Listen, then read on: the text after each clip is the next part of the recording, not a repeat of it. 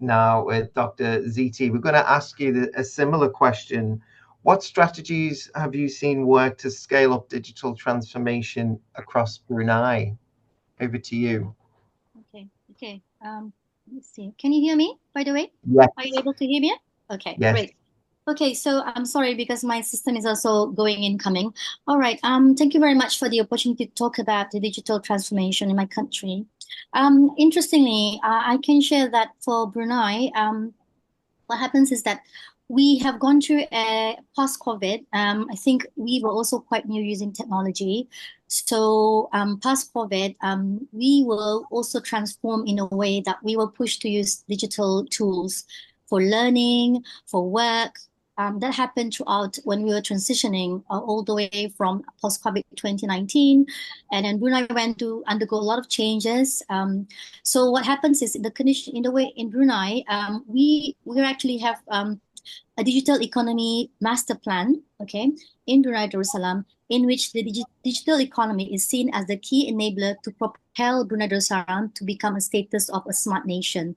So for Brunei Darussalam, the smart nation is driven by three things: the digital government, digital economy, and also digital society. So this means that what we want to do in Brunei is that we want to go beyond enabling connectivity by leveraging on digital technologies and enriching our society with the necessary skills and knowledge. So for us in our country, when we did this aspiration to move towards our strategic plan of achieving 2025, or we call it the goal of transforming Brunei to 2025, the main goal will be including to be highly educated, to be skilled and accomplished people, to have a high quality of life, and to become dynamic and sustainable economy. So these are the three things, three things that hold our nation to become a smart nation. So sort of that is aspiring to Brunei's 2035 vision, if I can call it. So now as the key enabler for smart nation, in Brunei, the scope for digital economy will also gone beyond the ICT sector. So we cover initiatives, for example, activities both in the digital and the non-digital sectors to leverage on technology to achieve very impactful outcomes. So among others, we wanted to have more increased productivity and production, to have enhanced efficiency, to improve transparency in governance, to encourage participation, and of course to facilitate official, business, and personal transaction. So in Brunei, this is whole driven by what we call the whole of nation approach. In this, that what we mean by a whole nation approach is that we want to have the full engagement and participation from very important key players. This would be including academia and of course the end user. It was only through this collaboration that we can then implement the delivery of Brunei Darussalam's digital transformation so that the vision of the digital economy can be fully realized, and of course for economic progress and social well-being. So now in order to do this, we actually have a what we call it the 2025 Supreme Council.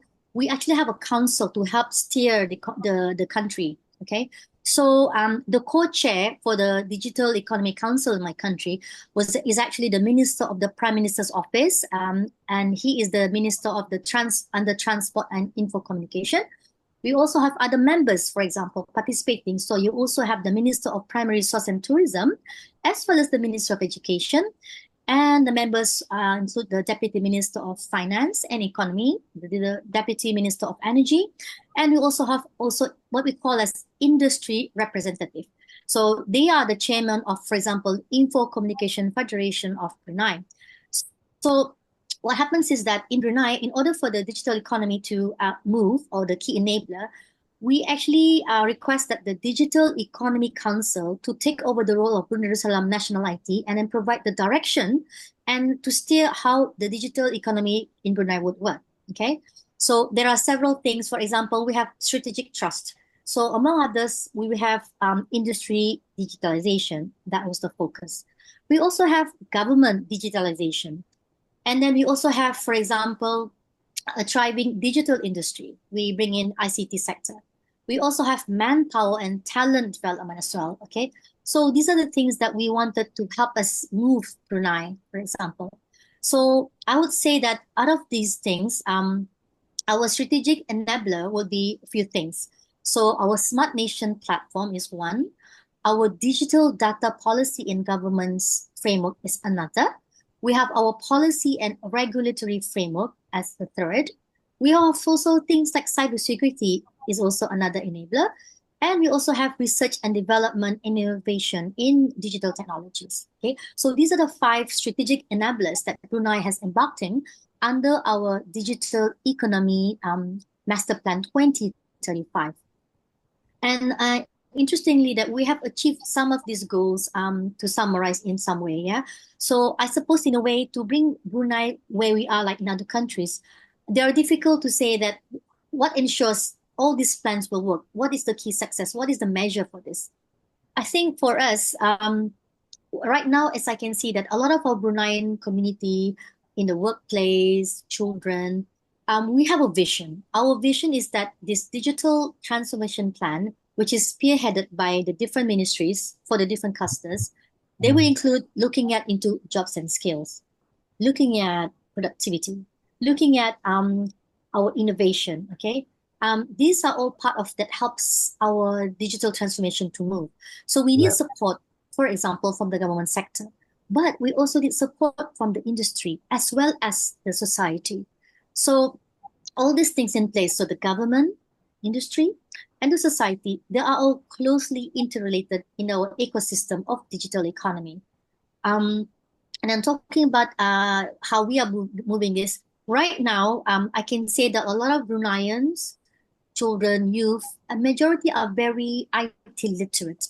I think that is where we are now, that we're also seen as one of the highest users of internet users. Very capable of using IT in Brunei. And I think that's quite a good move for Brunei.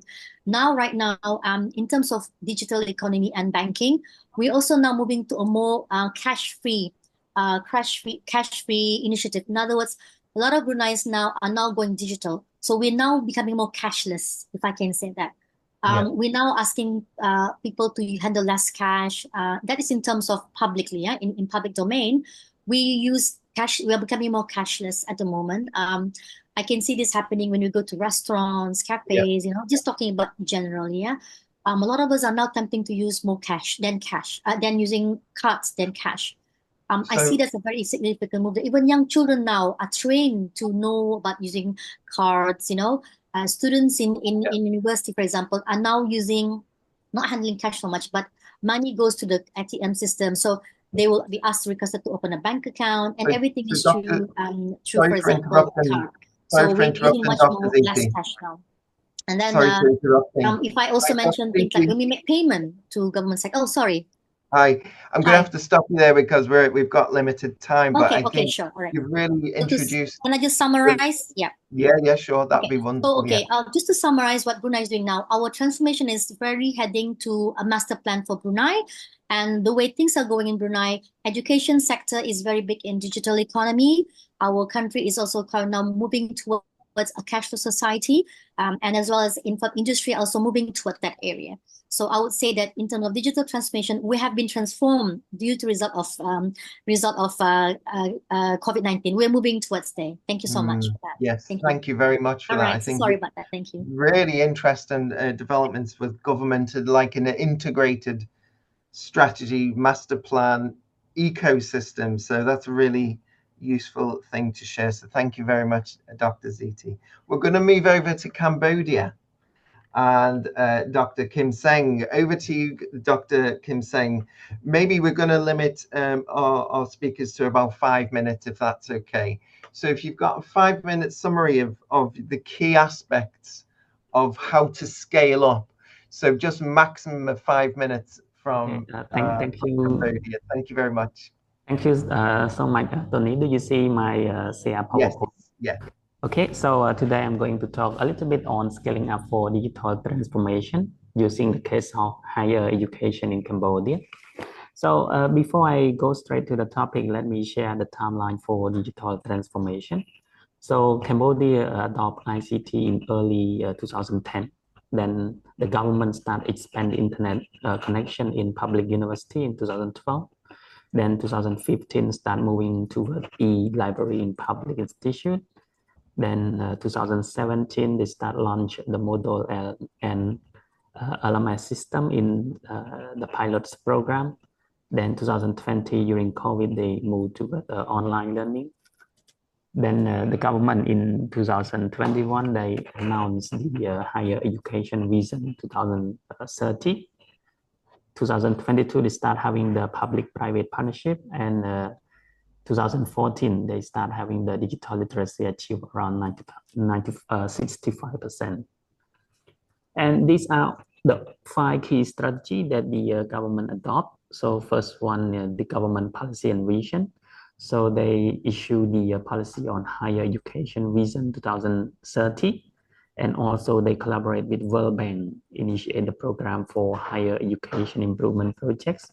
And my university, my department, actually, we also got the fund from World Bank to implement this project. Second strategy, the government tried to develop on the ICT infrastructure, like IUPP ourselves, we deploy fiber optic and also having the smart classroom. The third strategy, the government adopt the digital learning platform. So especially during COVID, they start introducing the module and the Google Classroom. And the ministry itself start introducing multiple type of e-learning platform for the people throughout the country. Strategic 4, they start having public and private partnership where they collaborate with the private company like Samsung, Huawei to create smart classroom and offer some training on the ICT system. And the last one, they offer the capacity building to the faculty member, also the students as well, using the budget from the private company. This is the successful story using the case of the IUPP. So again, IUPP is the biggest university in Cambodia. The government tend to move IUPP to be the flagship university by adopting a blended learning approach, integrate the digital tool.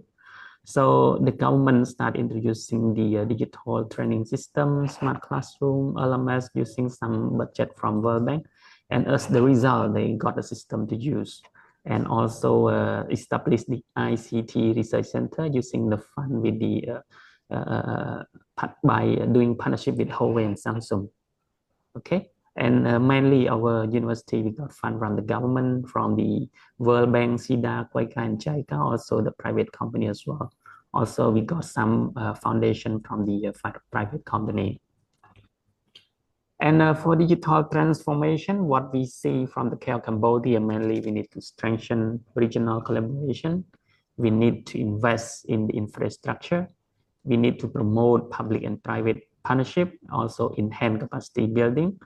Then we try to leverage emerging technology into teaching and learning. Okay, so this is from the case of Cambodia, and I don't have more information. If you have more questions, then you can ask at the end. Thank you so much. Fantastic, thank you so much. And I think what you've introduced there is also the idea of public or public and private collaborations to enable the infrastructure. So that's a really useful additional dimension. So thank you, Dr. Kim Seng.